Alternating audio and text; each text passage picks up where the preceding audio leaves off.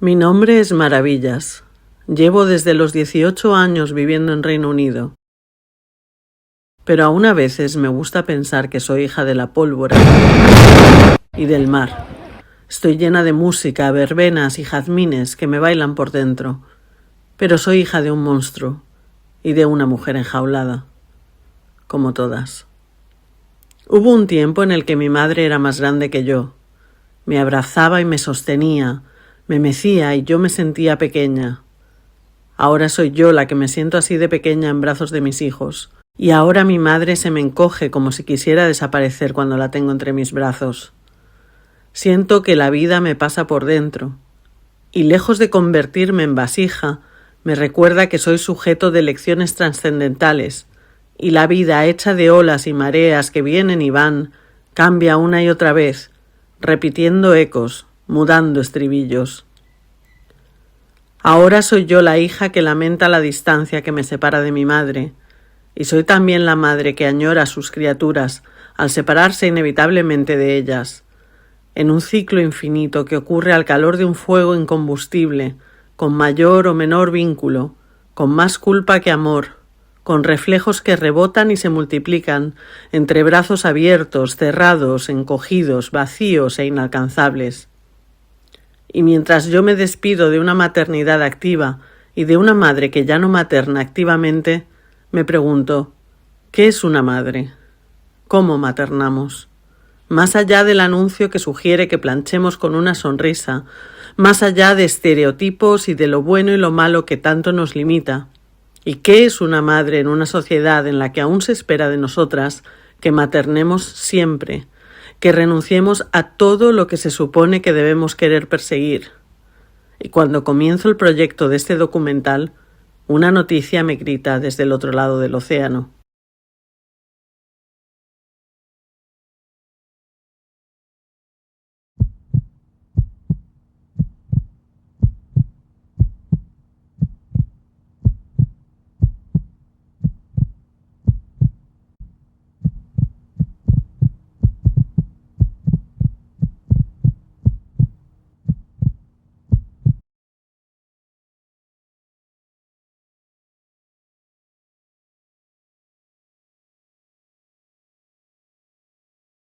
Cuando era pequeña, olisqueaba a mi madre, como queriendo absorberla. Y cuando ella me preguntaba, ¿a qué huelo?, yo le decía, a mamá, hueles a mamá. Pero en realidad en mi cabeza siempre ha sido un olor casa, un olor hogar, un olor a universo recién creado. Y es que una madre es el primer olor más allá del nuestro propio. Es el primer olor y también el descubrimiento del ritmo y de la música. El primer tambor es el corazón materno. A nivel puramente orgánico es el origen de todas las cosas y es la primera frontera más allá de la piel. Nos creamos en una delicada interacción parasitaria por nuestra parte, en madres cautivas de un sistema que las somete, y pese a la repetición tenaz de dicha interacción a través del tiempo, la maternidad se oculta tras anuncios e ideales, se conglomera en lo doméstico y funcional, como todo lo que sujeta al mundo. Eso que patriarcalmente hablando se considera insignificante como un tornillo esencial en un puente o como el botón que pueda detonar la mayor de las bombas. Las madres, en tanto que mujeres, somos personas, y en tanto que personas no somos un grupo homogéneo. Se nos glorifica para deshumanizarnos, se nos conceptualiza para controlar lo que decidimos. Nuestras decisiones las toman otros en foros políticos, y quienes no tienen ni el poder ni la capacidad de gestar, nos atan en corto. Porque somos las madres del mundo, y en esa relación inherentemente parasitaria en lo personal y político, se olvida a conveniencia que somos sujetos de todo predicado, madre del mismísimo Dios, ese que otros inventaron a su imagen y semejanza, y de todo lo que late en esta tierra. Somos el tambor antes de la guerra, la comida antes de la hambruna, la sangre antes de la caza. Somos las que parimos el futuro del mundo, y nuestra capacidad de decidir sobre él es el rugido que hace temblar al patriarcado.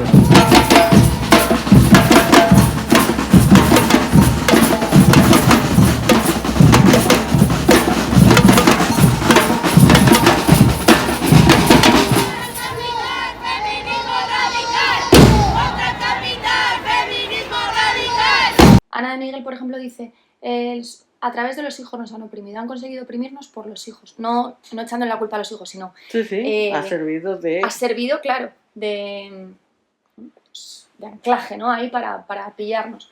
Y en cierta forma creo que es verdad, pero también pienso que, no sé, de alguna forma creo que la maternidad puede también servir para ayudar al feminismo. Igual que tú dices, es como el trauma, has dicho, ¿no? Del feminismo. Trauma político, sí. El trauma político quizás también sea la solución. Para la solución es ser madre. Sí, no, para mí es el último bastión, sí, absolutamente. Yo es que lo tengo clarísimo y por eso estoy peleando para hablar de maternidad en el feminismo de una vez por todas, porque es que hasta que no conquistemos eso, no salimos de ahí. Es que yo lo tengo muy claro. Exacto.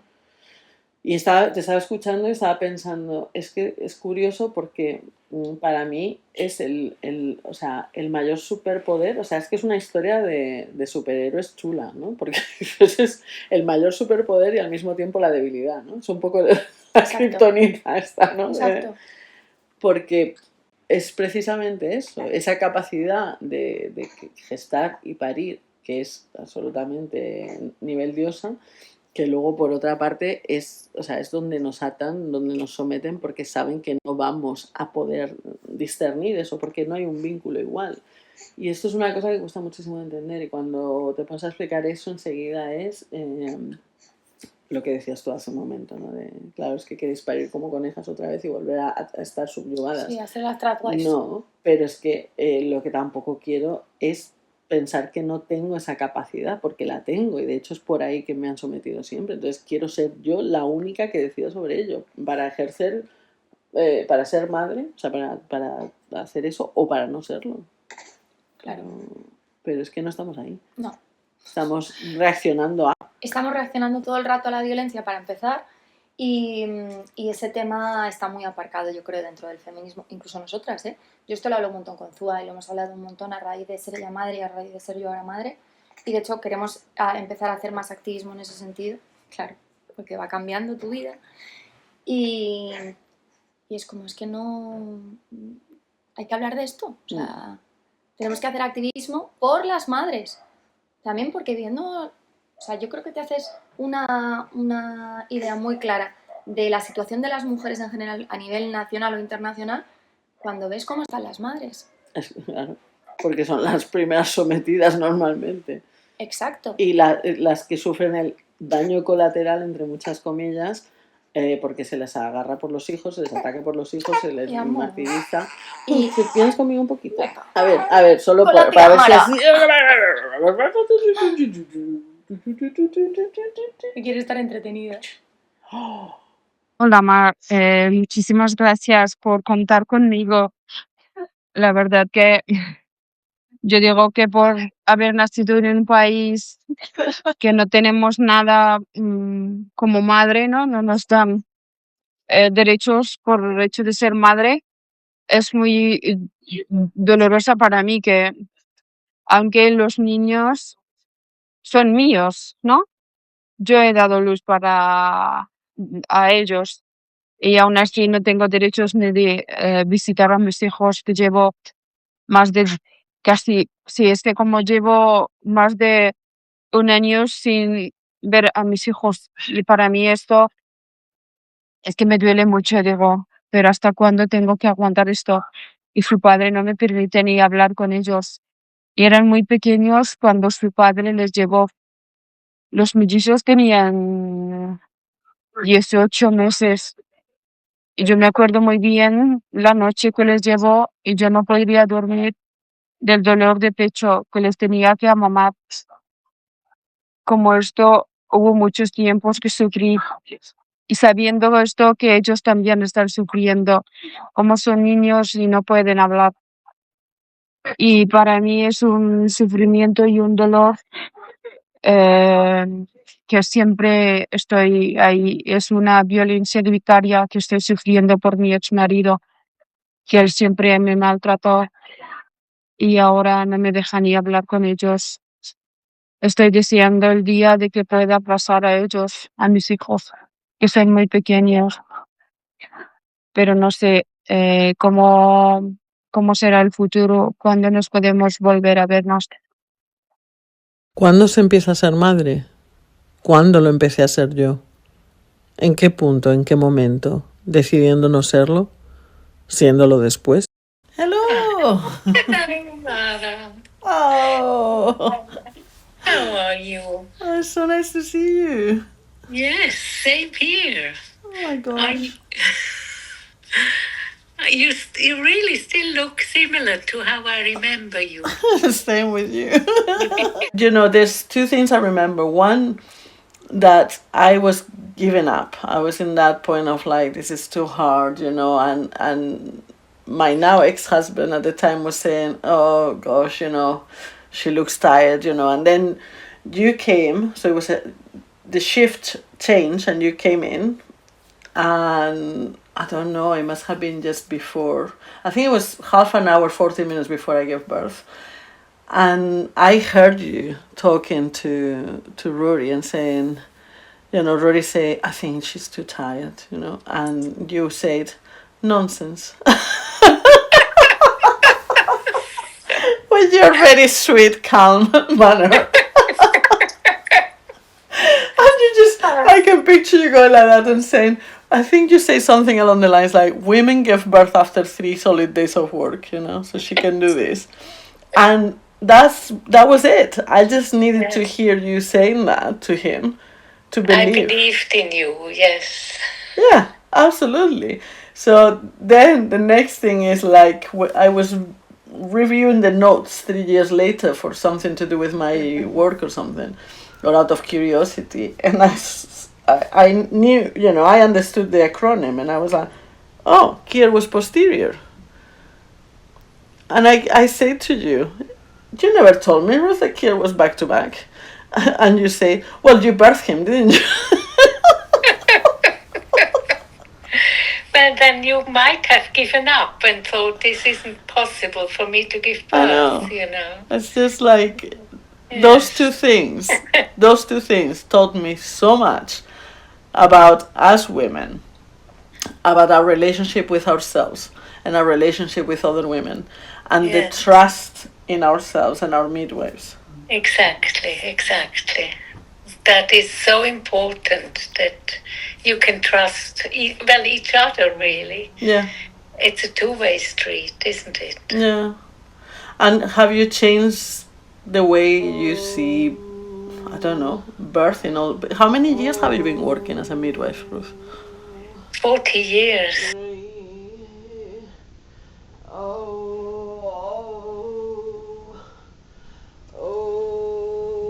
Tomar decisiones es muy difícil. Y tomar decisiones de manera autónoma es muy difícil, es algo que se aprende. Pero las mujeres no se nos educa a tomar decisiones de manera autónoma, se nos educa a obedecer decisiones externas. Y además venimos de una tradición cultural que a partir del siglo XVIII, a partir de la Ilustración, pero a partir de más ahí es cuando empezaron a decir los hombres, ¡hey! Que las mujeres están criando a los hijos. Vamos a tener que decirles cómo hacerlo, porque nos estamos dando cuenta que ahí hay un potencial de crear a los futuros ciudadanos. Entonces, a partir de ahí, cuando empezamos a desarrollar todas las teorías de la infancia, todas las teorías de la maternidad, y empezaron a llegar tíos con barba a decirnos cómo tenemos que maternar. Y desde entonces seguimos igual. Tíos con barbas diciéndonos cómo maternar. No un espacio donde mujeres compartimos y mira, yo hice esto y creo que lo podía haber hecho mejor de otra manera y aprendemos de experiencia y aprendemos unas de otras. No, es un tío con barba que nos lo dice como tiene que ser. Leo a Jacqueline Rose en su libro Madres. La peor y más insoportable exigencia que muchas culturas del mundo moderno imponen a las madres no es solo la imagen dulce que se proyecta sobre ellas con la expectativa de un futuro mejor, sino la enorme carga del dolor histórico, político y social que les pedimos que anulen. Esperamos que miren hacia el futuro. ¿Qué otra opción tienen? Bueno, pues te veré muchos abrazos y cuando estés solo no te vas a ver apurada. ¿Por qué? Porque luego no vas a poder cogerlo cuando tú quieras. No, pero ahora mismo me apetece. Te lo digo para... No, si yo me parece muy bien. Lo digo por experiencia porque todos hemos hecho lo mismo.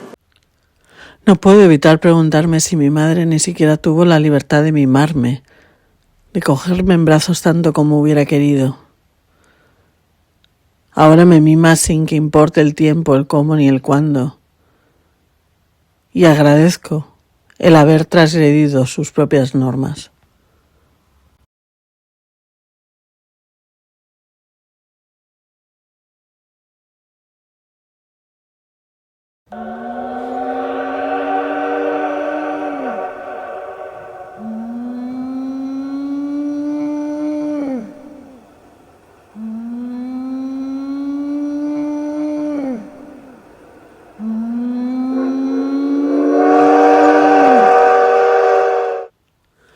Veo el vídeo de la elefante embarazada y recuerdo el vídeo que grabé de mi barriga estando embarazada de mi hijo Kiar. Y mirar a mi barriga como si fuera el mismísimo horizonte y a los movimientos de mi hijo como si fueran las mareas. Me sentí muy poderosa. Por eso no entiendo cómo las que llevamos la vida entera dentro no podemos decidir sobre ella.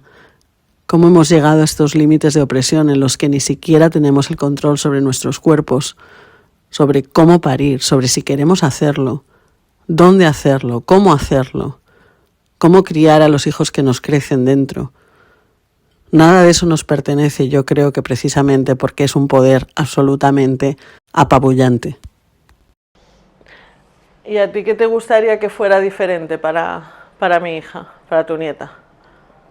Diferente de todo lo que yo he hecho, totalmente. ¿Qué quieres para ella? ¿Qué te gustaría? Pero que sea feliz, que haga lo que ella quiera, que sea dueña de sus actos, ya de pequeña. Que no le digan, es que las feas se miran al espejo, que no le digan, es que no, eso no te va bien, que no le digan cosas negativas, jamás, jamás, jamás. Ni de broma. ¿Y qué te gustaría que pudiera hacer? Lo que le diera la gana. Lo que le diera la gana. ¿Y crees que tiene que ser madre o que puede elegir o que...? No, yo cuando era joven no pensaba en la maternidad. Tenía muchos niños ya criados. O sea, que no tiene por qué hacerlo, ¿no? ¿Eh? Que no tenemos que pensar que las niñas tienen que ser madres, ¿no? No, ya, claro, hombre, pero eso era como no lo podías ni pensar. ¿Pero a ti te gustaría que tu nieta fuera madre? Cuando tenga edad, cuando ella quiera. Si quiere, ¿no? Que si quiere. Y si no quiere, no pasa nada. Claro. Si no quiere, no pasa nada. Pero a esta imposición es lo peor del mundo. Y sigue. Aun siendo maravilloso. Sí, porque yo pienso que lo disfrazas tú mentalmente. O sea, que no es tan maravilloso. No, a ver, no sé si me explico, es que, Mar, hay que ponerse en el momento. Tú no tenías voz ni voto en muchos sitios, en muchas ocasiones, y muchos no te preguntaban si era bueno o era malo, si te gustaba o no te gustaba. Y yo además debía de ser muy dócil, pero como era dócil era tonta, porque eso lo he oído toda la vida. Toda la vida, he sido tonta siempre. Bueno, todas. Todas las mujeres, digo. Los listos son ellos, pero los listos buscan siempre una mujer lista, ¿no? Tienen una mujer, solos no saben valerse, muchos de ellos.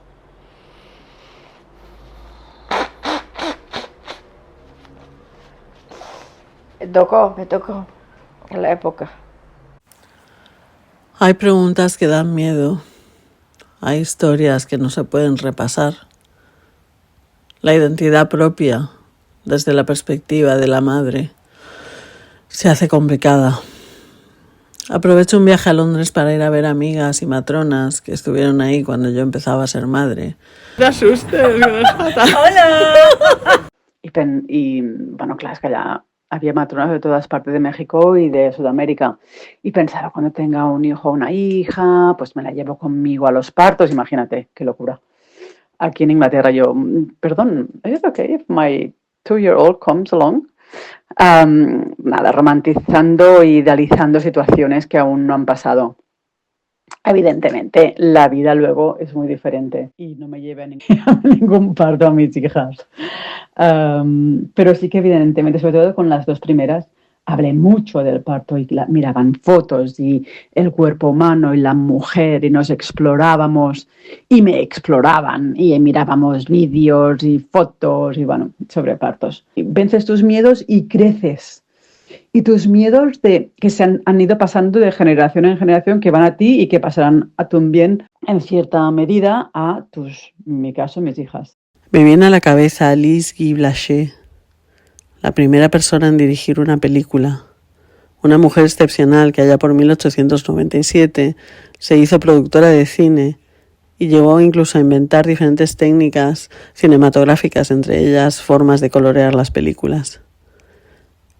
Y me parece curioso que, si bien ella enseña a los bebés en una historia, no lo hace desde la perspectiva materna. Nos cuenta la historia de que los bebés vienen de las coles, una leyenda francesa. Y yo no puedo evitar pensar en qué hubiera sido de mi vida, de la historia, si Alice nos hubiera contado cómo fue su experiencia de maternidad a través de la cámara. Y ahora pienso que quizá un poco por eso estoy haciendo este documental.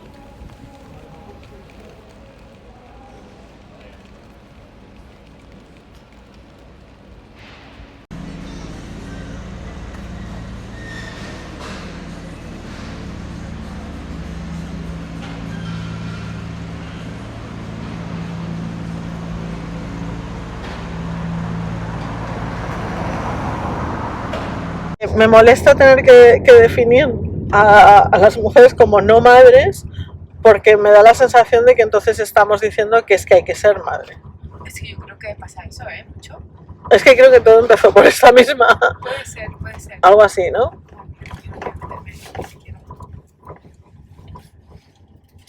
Puede ser que viniera algo así, pero que tú... no, venía porque tú decías que la maternidad, tú decías, es que estoy enfadada porque es que la maternidad es todo lo malo, se vende como todo lo malo, es la carga, el no sé cuántos, y la maternidad tiene muchas cosas buenas. Y yo te dije, no, justo es lo contrario. A mí siempre se me ha querido vender la maternidad como algo bueno, cuando discutíamos sobre eso, es verdad. Cuando yo veo en las caras, en las voces, en los cuerpos, en el hilo de vida que le queda a las madres, tía, así como algo de, es maravilloso mi madre, no sé, infeliz con su vida, diciéndome, ser madre es lo más feliz del mundo, y es como esa disonancia cognitiva. Ah, vale, entiendo, o sea, que tú hablábamos de esa incoherencia. Sí, de esa incoherencia. Pienso mucho en mis conversaciones con mi amiga Ana. Somos mujeres muy diferentes, nos separan 10 años. Pensamos distinto, vemos las cosas de formas a veces totalmente opuestas. Y creo que no hay nada más enriquecedor que le pueda pedir a una amistad. Pero Ana a veces me confronta y me lleva a replantearme mi visión de la maternidad. Y a veces pienso que es muy difícil entender cómo sería esa capacidad reproductiva si no fuese por la jaula en la que la pienso. A veces eso se hace imposible. Pienso en la vida como un viaje. Insisto en no ser turista en este viaje. Pienso en la maternidad también como un viaje. A fin de cuentas, no es tanto el despegue, el aterrizaje, el comprar el billete correcto al sitio correcto, sino lo que hacemos de esa experiencia. Pero las analogías se me quedan cortas. Y al final lo que necesito son más historias de todas partes. Y por suerte mi amiga Mofe me cuenta cómo fue el parto de su madre en Nigeria durante una huelga de médicos. She was like an older woman at the time. I can't forget her face. She had a very striking beauty. So she had this really dark liner. She reminded me of a lot of scary movies then, but she had this really dark eyeliner. And she had like, she had this, I think she had like a tribal mark or so. And she went to my mother's room. Oh God, I remember, like everybody was singing. It was the joy. We were all singing and celebrating. At the same time, people were praying, and I knew something was happening. So before I knew it, I started hearing my mom scream. Then I knew that there was something wrong with. So I ran to my aunt, and I'm like, my mom is screaming. Like, no, she's fine, she's okay. So everybody kept on praying, everybody kept on singing. I remember that day was so warm, and of course everywhere was really quiet. So you can imagine women singing in the room, and the whole street would definitely know that a woman was having a baby. Right now, my heart is beating as I'm even talking about this because it's so nostalgic. I can really feel it here. I can feel the moment right now here. And I had the opportunity. Immediately, the midwife just opened the door and said, go and get me a bowl. And I was like, okay. And the next thing, I just went to the bathroom that was just right opposite the place. So I got the bowl and I entered the room. I saw my mom on a high table, flat. She wasn't lying down really. She was sitting up and kind of like I think she was squatting. I can't really get the picture, but it wasn't like she was lying down having it. And I could see my mom, her eyes were all dilated open, and she was pushing. I was like, what's going on here? So I quickly went to the bathroom to get some warm water, and I gave it to her. She was like, get out. So I ran out, but I saw my mom's belly, you know, because that was the first time I actually saw my mom's belly like really out and like tight. And I saw my mom, you know, naked in all her vulnerabilities, trying to get the baby out. And that was it. And I had the last loud scream, and we had the baby. Then after we had the baby, what's happening? So nobody had gotten to know. I think it was just my aunt that got to know that the baby was stillborn. But of course, she was just like hoping, but my dad was there. So the midwife put the baby on my mom's chest, I remember, and they gave the baby to my dad. And I saw my dad just, you know, put the baby upside down, my dear brother, and was hitting the back and the legs, the back, the legs, and the midwife, I think she was tilting. I don't know. But after everything, the baby came back to life. We heard the scream of the baby and everybody was so happy. Oh, I'm so emotional right now. I feel like crying because I was there. I saw my brother, you know, it was blue when this was happening, and I saw him just turn, you know, have the bit of life in his body, and we had the cry of the baby and everybody was screaming. We started cooking around we started cooking like around 3 a.m. Africans like food, anything that has to do, we just celebrate, and we just started cooking till the next morning. I had not slept. I was still wide awake with a lot of excitement. After that, of course, my mom was at home. The midwife was always visiting. She was someone that I kind of just connected with because she looked kind of wild, you know. And she looked like someone was really good. I can remember how her fingers were. I remember every detail about how she looked. She was slim built, and she looked like a very strong woman. Like, she looked strong. So, and at this time, of course, I was at home because school was on strike, and the doctors were on strike. Everything was just on shutdown at the time. So I was very happy to witness the placenta. My mom had it in a sack. I think it was all wrapped up. I was still young, so I think it was all wrapped up in like a linen cloth or so, and she had to carry it everywhere until when the placenta was cut off on its own naturally. I didn't know when it happened eventually because at some point I had to resume back to school.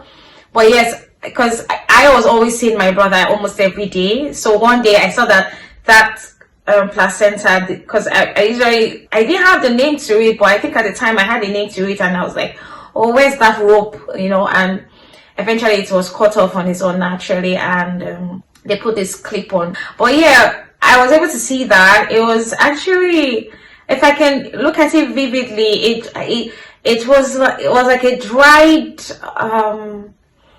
some kind of like a dried ball of meat, sort of, and had like veins all over it, and it was just drying up on its own in that cloth. And eventually, yes, we buried it somewhere in the house.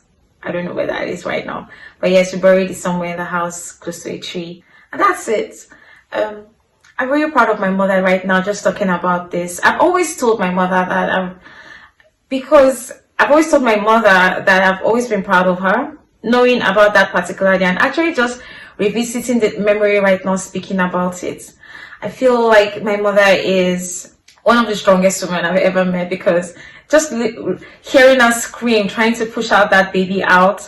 I'm not a mother right now, and I don't think that event actually traumatized me, but maybe somehow. Yeah, she's a very strong woman, and I'm really proud of her. I always tell people and people around me that God is my mother. Like, she's the first person I ever knew. She was the one that nurtured me. She was the one that breastfed me, protected me, made me a child, taught me, gave me everything. And yes, God is my mother. Al parto de Celia ya iba un poco más preparada, pero no me atreví a decirles, por ejemplo, no me rompan la bolsa, no me pongan el enema, y el parto de Celia fue terrorífico. Fue terrorífico porque había sacado, ya estaba coronando, y de repente no sé qué ocurrió, giró y lo que estaba saliendo era el hombro, y a mí, sin explicarme nada, sin comunicarme nada, sin decirme nada, lo único que sé es que me decían que no me quejase, que colaborase. El dolor fue infinito. Tardaron muchísimo, a mí se me hizo eterno. Celia nació con la clavícula rota, bueno, con pérdida de oxígeno, o sea, salió azul, una infección ocular importante, y ese parto fue bastante heavy. 28 años después, la maternidad es, sobre todo, claro, teniendo una hija dependiente, es ataduras, es una total atadura, una total renuncia a tu vida. Es eso, renuncia y aislamiento. Fue, en una palabra, renunciar. Renunciar a quién era yo físicamente, a quién era yo, y de repente, ¿no? De estar embarazada a tener un bebé que, bueno, que te quiere a ti, ¿no? Y ya está, lo demás no importa, ¿no? Eres tú, teta. Constantemente fue muy heavy, ¿no? El no poder, o sea, yo lo viví como algo así como negativo, me costó mucho adaptarme. Y es que aún estoy adaptándome en muchos momentos, ya han pasado 10 años, es decir, y aún me estoy adaptando en ciertos aspectos, aún siento esa renuncia, y aún siento como un no poder con todo, ¿no? Un no querer renunciar, ¿no? Más de una vez sí que les dejaron solos, y que una vecina que oyó que lloraba el niño demasiado subió enseguida y vio que había entrado un cerdo en las casas, así, nada. Y que no es que se lo comió, pero que claro, dice que mató al cerdo. Que no, o sea, el instinto fue después, que dice que estaba pensando que ahora me va a decir, cuando lo contaban después de mayores, que por qué le maté al cerdo, porque claro, el cerdo era la despensa de la casa. Y la madre pues tenía que irse. Pues yo digo, ¿por qué no iba el padre a la aldea? Sería más lógico. ¿Y tú crees que esas mujeres elegían ser madres, tener todos esos hijos? No. La que era cercana a nosotros, que vive, Carmiña, la hija, vive todavía, y la abuela le decía, ay, Eladia, tienes que hacer algo, porque no, tantos hijos, y la abuela había tenido 9 también, no era quien para decirle nada, ¿no? Pero dice, Bueno, es que ya saben, es que los hombres, es que no sé qué, es que no sé cuántos, y no era maltratada, porque todavía podía ser, Bueno, eso es debatible. por desgracia. Era maltratada de otras Bueno, formas. sí, en el fondo era maltratada, claro que sí, claro que sí. Y estaban contentas y iban siempre, pues, una sonrisa, nunca las veías. Pero si estas mujeres hubieran querido abortar, ¿habrían podido abortar? Escucho a mi madre y me viene a la cabeza la primera entrevista que hice para este documental. Fue algo improvisado en una cafetería de Glasgow, a una mujer italiana que no conocía, pero que llevaba una riñonera que decía «Mi cuerpo, mi elección». Hablamos un poco sobre el documental y sobre las elecciones de la madre, el aborto, y pienso en cómo lo que cuenta mi madre queda tan lejos de la elección de cualquier mujer. Y al mismo tiempo pienso que nosotras, al menos mi generación, somos las hijas de esas mujeres que ni siquiera pudieron plantearse esas elecciones. Algo que surge antes de la sororidad que de la profesión, ¿no? Digamos que las mujeres al principio de los principios están ahí en tanto que compañeras de vida en un mismo patriarcado, digamos, que hay que tener cuidado con los hombres, hay que venderles la moto de que eres virgen, no puedes tener este bebé. Quiero decir, hay una situación en la que hay un acompañamiento y una fidelidad y las mujeres se acaban profesionalizando en ello de una manera o de otra, ¿no? Quiero decir, van aprendiendo y hay la mujer entendida que sabe cómo hacer estas cosas y ya hablamos de la profesionalización posterior en otro momento, pero me refiero en el contexto antes de que eso sea metido en los cánones, ¿no? No sé cómo explicarlo. Sí, ya lo decía Sócrates, que su madre pues podía hacer que se deshiciera de un bebé aquella que no quisiera tener. O sea que, fíjate, estoy hablando de tiempos inmemoriales, ¿no? Entonces, esa escisión, es decir, esa separación de esa sororidad o de esa remendar virgos, hacer abortos, etcétera, ¿cuándo crees? ¿Tú cuándo la sitúas más o menos? ¿Cuándo crees que pasa? Yo es que no creo que ni siquiera hubiera esa separación, porque ¿te refieres a cobrar o a qué? Me refiero a cuando se empiezan a poner, o sea, tú hablas de que era ilegal, ¿no? Pero entonces, ¿cuándo se llega a esa separación total? Porque me has contado, yo recuerdo una conversación en la que me explicaste, ¿no? Que llega un momento en el que se le hace jurar a las matronas, en España al menos, que no practicaran abortos. Entonces, ¿es así de clara? ¿Es en ese momento? ¿Es antes? No, pero juran, pero siguen haciendo abortos. Yo te estoy hablando que, claro, en el siglo XX, o sea, a pesar de que tenían también la promesa, en el siglo XX tenían, no jurar, pero tenían que hacer promesa. Y seguían haciendo abortos. O sea, que decir que hasta, pues eso, mientras ha estado prohibido, yo creo que ha habido mujeres que han estado haciendo abortos clandestinamente. No solo matronas, que también había mujeres que no eran matronas y también los hacían. O sea, gente, y hacía barbaridades también, o sea, claro.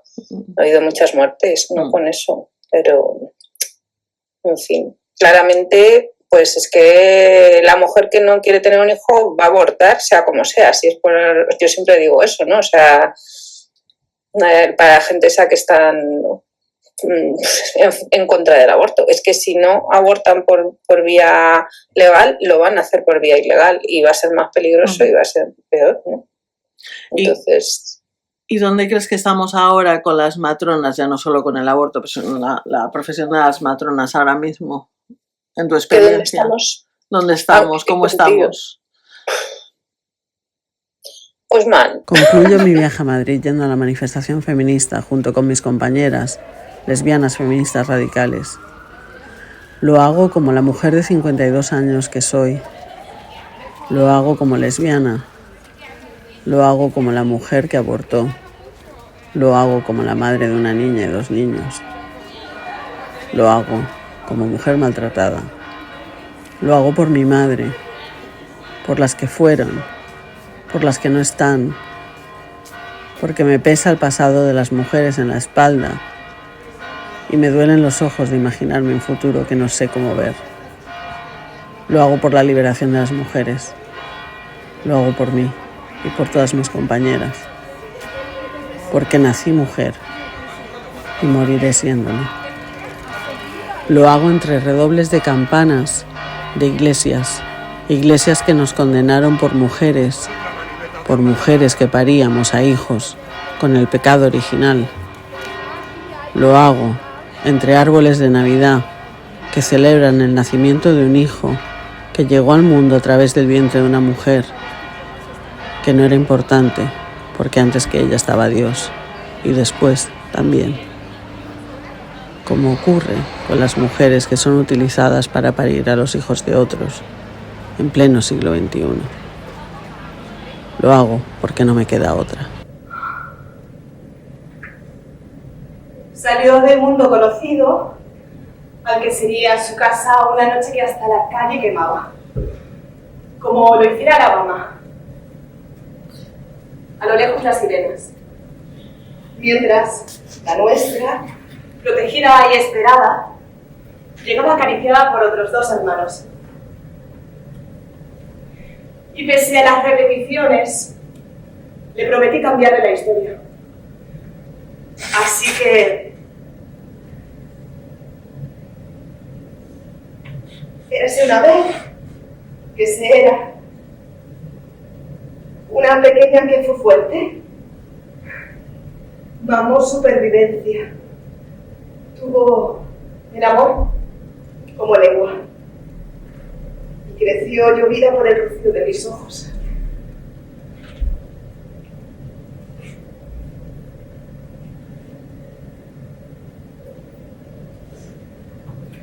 Peino mis soles con inconformismo y optimismo, con consideración y entusiasmo. Cursilerías del mundo que encontré en su descampado. Y entre piedras, amaneceres. Así que mi única hija, ni maldita, ni Eva, ni agujereada, ni media de nada.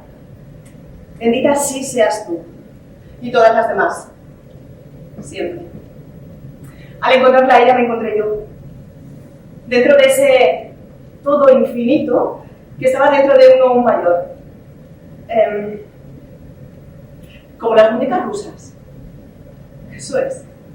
Como las muñecas rusas.